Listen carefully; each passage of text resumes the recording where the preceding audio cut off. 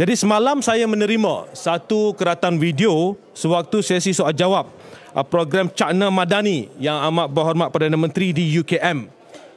Seorang pelajar menyentuh tentang lepasan SPM yang tidak melanjutkan pelajaran dan beliau bertanya, ini soalan daripada pelajar tersebut ya.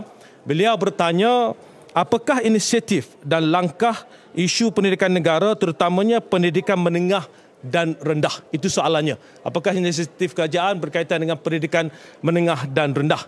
Jadi saya nak kongsikan jawapan yang amat berhormat Perdana Menteri ya. Ini saudara-saudari boleh tengok sendirilah, tapi saya nak kongsikan factual. Ini semua fakta ya.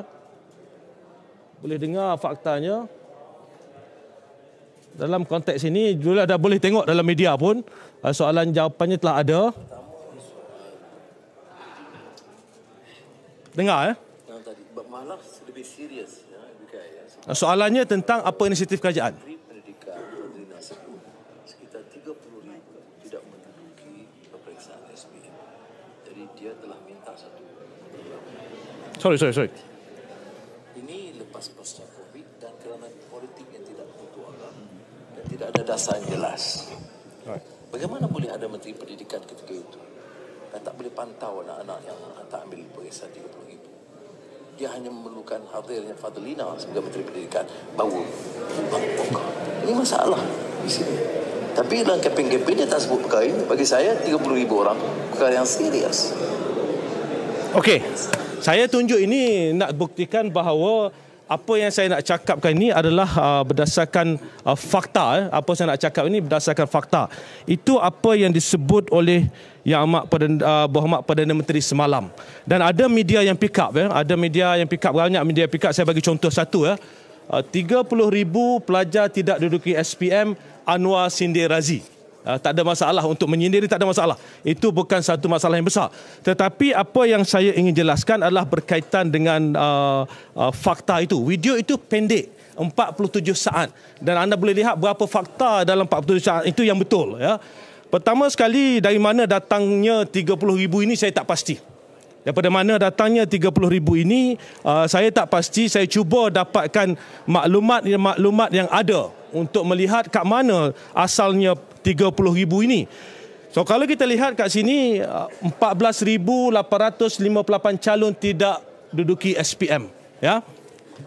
Sekali lagi ini gambar, ada gambar menteri lagi, 14,858 calon tidak menduduki SPM.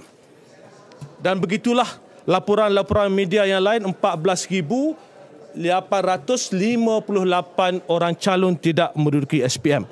Jadi sekarang ini bila Perdana Menteri menyebut 30,000, daripada mana datang data ini, siapa tipu siapa?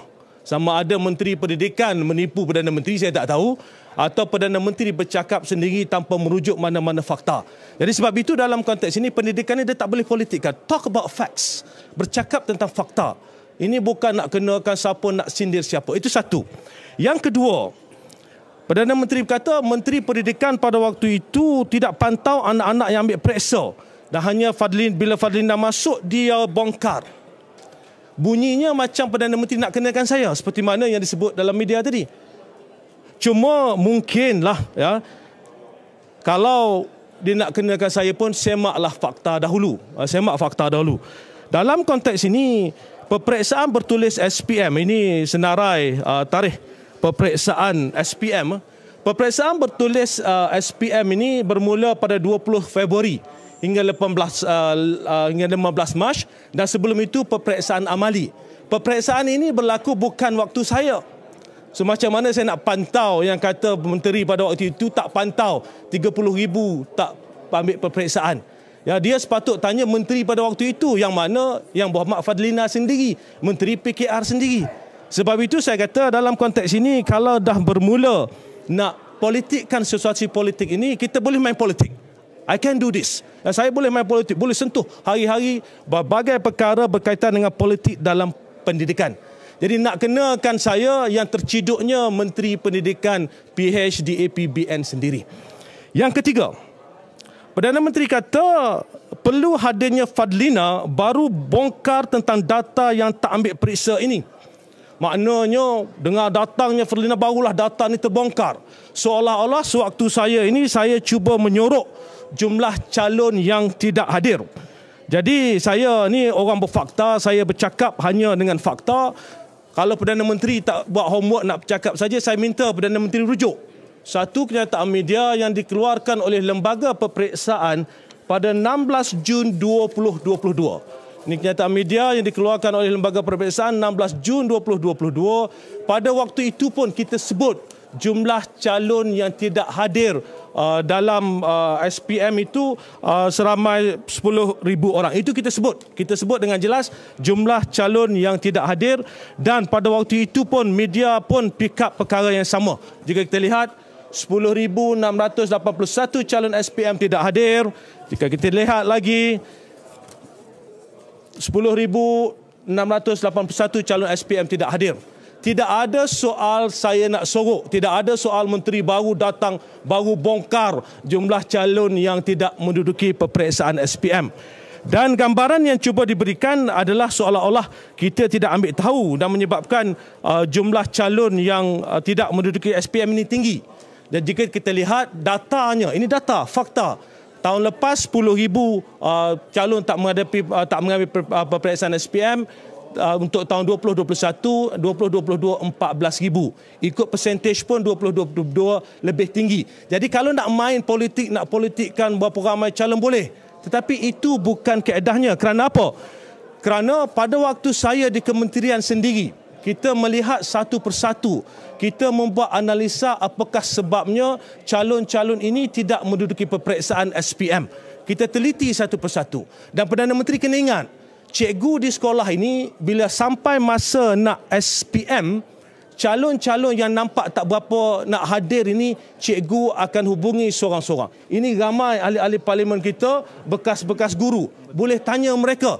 Saya turun ke bawah, kita pastikan kalau nampak murid ini tak berapa nak hadir waktu SPM, kita akan dekati mereka. Boleh tanya. Dekati seorang satu persatu, apa masalah, tak ada duit, tak ada nak tolong mak ayah dan sebagainya, untuk pastikan anak-anak ini menduduki SPM.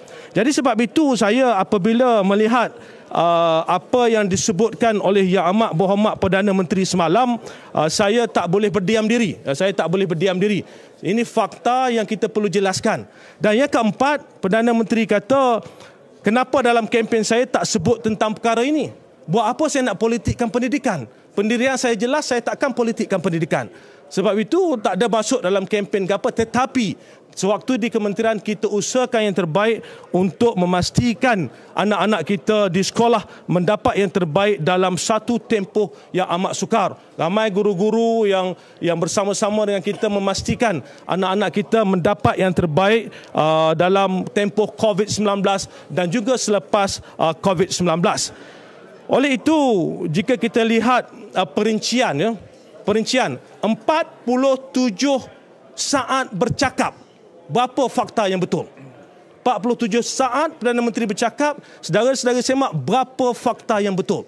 Sebab itu ini penting. Saya tegur dalam Dewan hari itu berkaitan dengan kertas putih vaksin, pembelian vaksin. Saya tegur, jangan bercakap tanpa fakta. Ia sedap didengar. Rakyat sana dengar 30,000, semua orang pick up. Apa fakta sebenar? Apa tindakan sebenar? Seorang Perdana Menteri perlu mengutamakan kesejahteraan rakyat. Apa usaha yang dibuat? Bukan berpolitik hari-hari. Saya bila dijolok Saran Tubuhan ini tak ada masalah. Kalau Saran Tubuhan duduk senyap-senyap tak apa. Tapi selepas ini kita akan mengambil pendekatan bahawa sekiranya inilah politik yang dimainkan, bercakap tanpa fakta, bercakap tanpa data-data yang benar, kita akan betulkan satu persatu. Sebab itu saudara-saudari, sekarang ini sedang galak dilaksanakan program ceramah madani ini di institusi-institusi pengajian tinggi di seluruh negara. Bagai cendawan tumbuh, lepas seorang-seorang, saudara-saudari tahu. Dan pesan pakcik ya kepada anak-anak di luar sana, anak-anak SPM Pro Max dan seterusnya, pesan pakcik pada anak-anak sekalian, kalau diminta hadir atau kalau perlu hadir, hadirlah. Cuma bila hadir itu perlu boleh bezakan antara fakta dan auta. Kalau seseorang yang datang bercakap itu kita tahu lebih autanya daripada fakta, maka berhati-hatilah. Dan seperti mana orang tua selalu sebut, dengar boleh, percaya jangan. Jadi saya rasa itu saja yang saya ingin sentuh pada hari ini. Jangan sekali-kali cuba politikkan pendidikan. Kita jadikan pendidikan ini sebagai satu asas penting tunjang pembangunan negara.